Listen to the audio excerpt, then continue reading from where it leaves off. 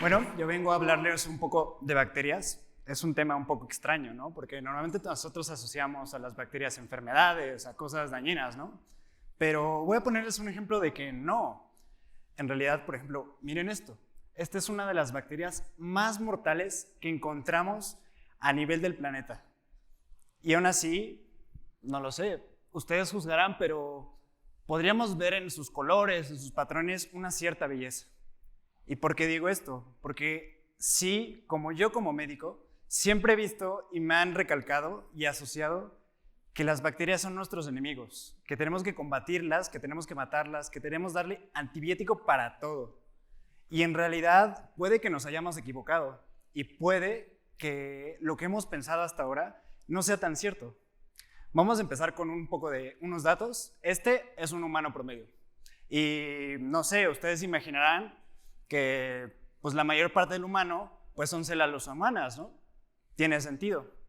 Y lo curioso es que no. Si vemos, esto es lo que creeríamos que pasara, ¿no? La parte roja es lo que representaría el humano en nuestra concepción ideal.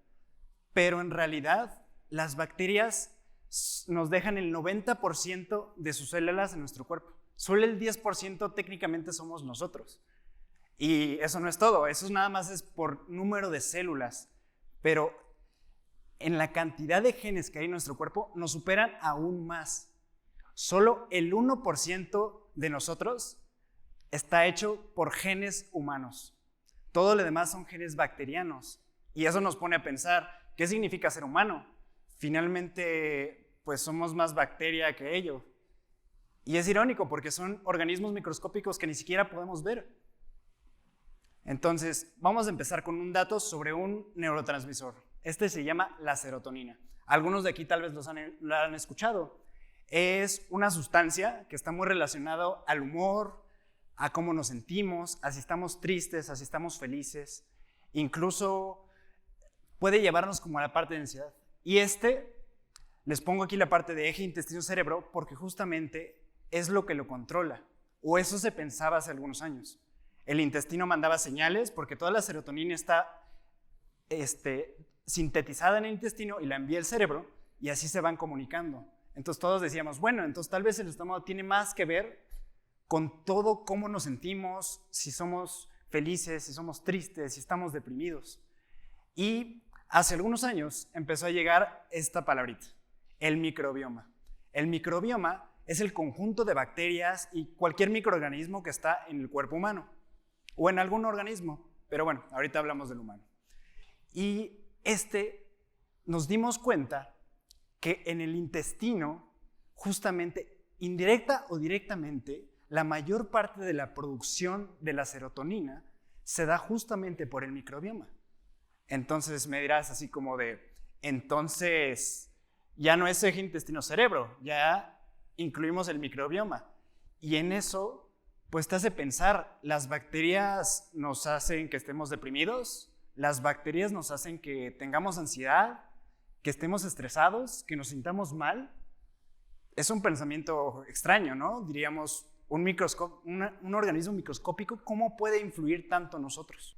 Y de ahí podemos empezar a pensar otras cosas. Se empezaron a hacer estudios, se empezaron a investigar otras cosas y con ello llegamos a nuestro pequeño ratón. En general, todo en medicina, casi todo, primero lo probamos en un ratoncito. Y en este caso lo que hicimos es tomar en un grupo de ratones y ponerle microorganismos que estaban asociados con personas con obesidad. Y fue muy curioso lo que pasó porque justamente este ratón engordó a costa de eso.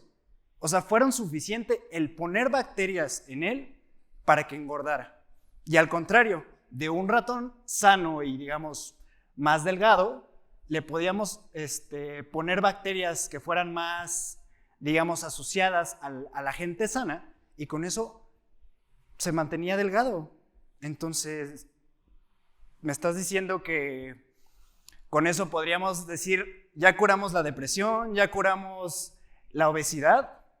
Digo, es muy simplista decir que lo haríamos, pero es muy interesante notar que puede ser uno de los mayores factores que aún no hemos atacado. Y entonces, sí, quisiera decirles así como les voy a dar un montón de bacterias y con eso todos vamos a ser sanos. No es tan fácil, pero al menos es una posibilidad que debemos de explorar. Estos son todos las funciones que ahorita están bien descritas en las que afectan las bacterias. Incluso cómo funciona nuestro cerebro, cómo actuamos frente a medicamentos y muchas otras cosas. Además de eso, también nos enferman. A la hora de nosotros alterar o a la hora de nosotros hacer ciertas cosas, alteramos este conjunto de microorganismos y eso también es causa de nuestra enfermedad. Estas son algunas de las enfermedades que causan justamente estos síntomas. Por ejemplo, digamos, tengo resaltado la depresión porque justamente hace un momento hablé de ella y en especial la depresión es un problema mundial y actualmente muy incapacitante. Entonces es muy importante tratarlo y un nuevo enfoque, en lugar de tener medicamentos directamente para tu cerebro, tal vez podríamos pasarle bacterias de alguien sano, de alguien que no tiene depresión. O por ejemplo la obesidad, tal vez podríamos darle bacterias de alguien sano igualmente. Entonces, pues todos quisiéramos ganar de peso nada más con un trasplante de bacterias. El problema es que no muchos saben cómo tener un microbioma sano, cómo tener estas bacterias controladas, cómo tenerlas en el mejor estado posible. Y en este caso les voy a dar 5 tips. Primero, bueno, tal vez en este público no sé si quieran tener hijos, no sé si no, entonces muchas veces las cesáreas las pedimos o decimos así como de, bueno, mejor cesárea para que sea programado y todo. Incluso los doctores, para no estar como atento a la llamada de la paciente y todo esto. Pero a veces no es tan necesario y justamente el parto es uno de los momentos más importantes para el desarrollo del microbioma, porque todas las bacterias que se pasan por el canal de parto justamente van a ser las que se van a desarrollar en la vida futura. Y en la cesárea te conectas con otro tipo de bacterias que están asociados a problemas. Luego, la lactancia materna. Viene de la mano y, por ejemplo, la leche tiene factores de crecimiento para bacterias buenas. Entonces, esto como que orienta todo tu sistema inmune para mantener a las bacterias buenas dentro de ti. Tal vez lo han oído, probióticos y prebióticos. Lactobacilos o alguna otra marca que vienen en yogurts, en productos lácteos o tal vez pastillas o tabletas. Y digo, aquí el problema es que yo quisiera ofrecerles esto. Decirle, aquí está, este es tu microbioma sano y ya con esto vas a tener para todo el año. El problema es que no sabemos cuál es el microbioma normal. Finalmente, cada persona tiene un microbioma único porque se desarrolla desde que nacemos y va cambiando conforme vamos teniendo ciertas actitudes o ciertas preferencias. Lo que comemos, cómo vivimos, la zona, la altitud, muchos factores influyen en el microbioma. Entonces, lo que para mí puede ser sano, para cualquiera de ustedes podría no serlo. Entonces, a veces te dicen así como de, pues tómate tus lactobacilos y tal vez a ti no te hagan bien. Y digo, tampoco es para que dejen de tomárselos y que sean lo peor de la vida, pero finalmente quisiéramos nosotros encontrar una fórmula que englobara todo esto. Y bueno, el estudio pues todavía está en pañales. De 1950 al 2000, ese es el número 638 de los artículos que se publicaron acerca del microbioma. Y nos vamos justamente a los últimos 4 años, del 2016 al 2019, 40,000 artículos mencionaban esa palabra. Es impresionante, pero finalmente todavía llevamos muy poquito tiempo. Pero todas las investigaciones de bacterias prácticamente se están enfocando en esto, porque se ha visto toda la importancia. Luego, otro de los tips, alimentación diversa. La verdad es que muchas veces consumimos cosas que se parecen mucho molecularmente. Consumimos muchos alimentos procesados y consumimos muchos azúcares simples que tienen la misma forma. ¿Y cómo le haces para cambiarlos? En general, una alimentación diversa. Y tal vez a muchos de aquí no les gustará, pero eso se hace en especial con una gran cantidad de vegetales. Les recomendaría también las frutas, pero las frutas tienen un pero.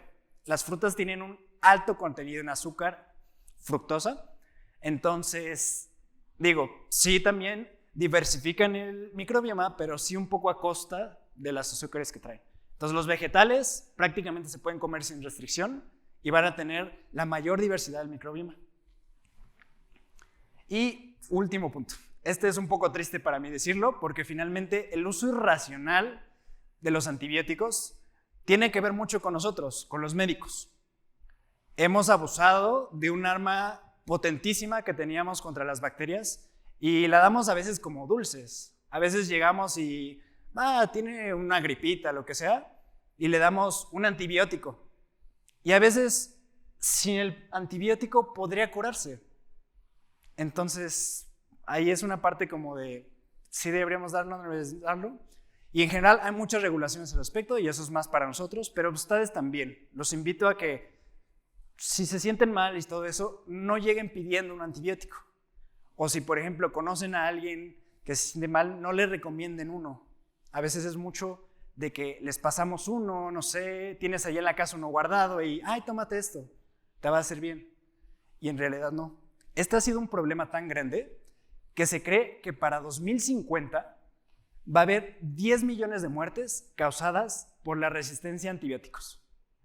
Y esto va a costar $100 trillones. El Foro Económico Mundial nos alentó a atacar este problema porque va a ser uno de los problemas económicos más grandes que va a tener el planeta. Y a veces es muy absurdo. Finalmente era algo que usamos para protegernos y lo terminamos convirtiendo en nuestra contra.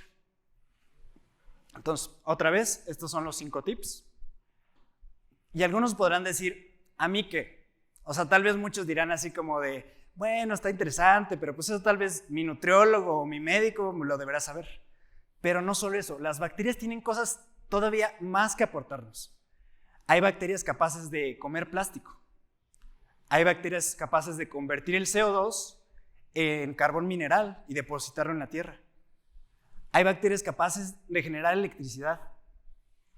Y todos estos ahorita están actualmente en estudio en diversas partes del mundo. Entonces, ¿las bacterias pueden ser la solución a todos estos problemas? No. Tienen muchos problemas, tienen muchos conflictos, pero finalmente puede darnos tiempo. Tiempo para actuar y tiempo para reducir todos los residuos, para eliminar un poco la contaminación. Entonces, bueno, necesitamos un poco de tiempo. Creo que es una buena manera. Entonces, hemos estado en un camino por el que nos ha llevado la evolución. Y no sabíamos que estábamos rodeados de pequeños amigos que nos protegían. Y entonces, yo creo que teníamos que tener una mejor relación con ellos. Porque finalmente hacen lo que nosotros somos. Son 90% nosotros. Y entonces, aquí entra la ciencia. Dejo esta última diapositiva para decir que hay que convivir con la naturaleza. Lo habíamos estado haciendo y empezamos a interrumpir ese proceso, creyendo que las bacterias eran nuestros enemigos, cuando han sido nuestros aliados desde que somos mamíferos. Entonces, pues, hay que cuidar del microbioma. Gracias.